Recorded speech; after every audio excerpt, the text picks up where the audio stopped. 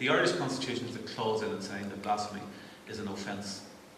The Irish Constitution, written in 1937, has a whole load of anachronisms. You have to swear a religious oath to become President of Ireland or to become a judge in Ireland, because those oaths are in the Constitution, which prevents an atheist from being President or a judge, or at least prevents a conscientious atheist from being a President or a judge in Ireland. There's a clause that says that the homage of public worship is due to Almighty God, which, if you think about it for more than 5 seconds, is not enshrining in the Constitution the rights of the Irish people to worship a God. It's enshrining in our Constitution the right of this God to be worshipped.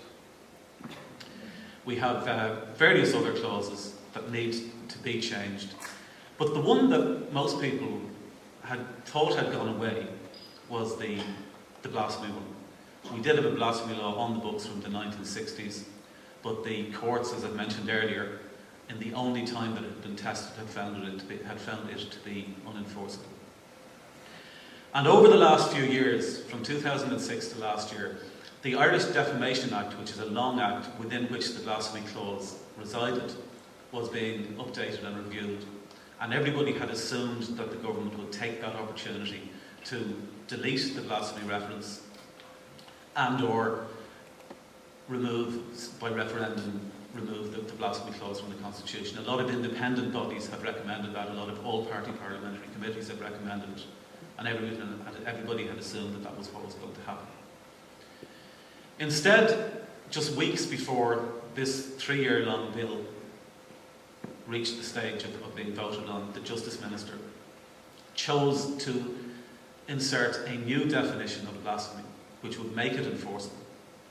And his definition was that blasphemy was saying or publishing anything that is grossly offensive or insulting in relation to matters held sacred by any religion, thus causing outrage among a substantial number of adherents of that religion. And there's a few safeguards that ended up being added in during the Dáil debate and after the outcry about it. But first time round there were no safeguards. First time round there was a fine of €100,000, which has since been removed to €25,000. So you can now blaspheme 4 times as frequently for the same price. And there was a lot of opposition to that, both in terms of its potential unconstitutionality with regards to other clauses in the Constitution, and also in terms of just the proper thing to do is to remove it and seek a referendum to remove the clause from the Constitution, because he was claiming that he had to put it there because it's in the Constitution. The law was and is both silly and dangerous at the same time. It's a silly law for obvious reasons, that it's enshrining in the statute books of a modern pluralist republic a piece of theological medieval canon law.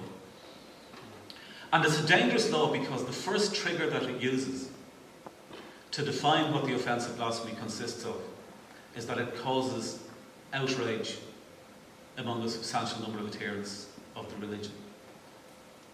Now that is incentivising religious outrage at a time when it's the last thing you need to be creating incentives for Muslims in particular to be demonstrating more of the outrage that they tend to show whenever anything is published or said that they disagree with.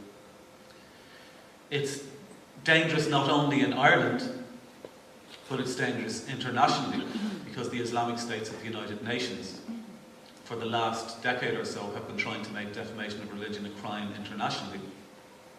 And they've been opposed by the Western states, including Ireland incidentally, on the grounds that the Irish foreign minister, just months before the Justice Minister brought in the blasphemy law, had stated at UN level that Ireland was opposed to the defamation of religion laws that the Islamic States were trying to bring in on the grounds that they were inconsistent with freedom of religion and freedom of expression.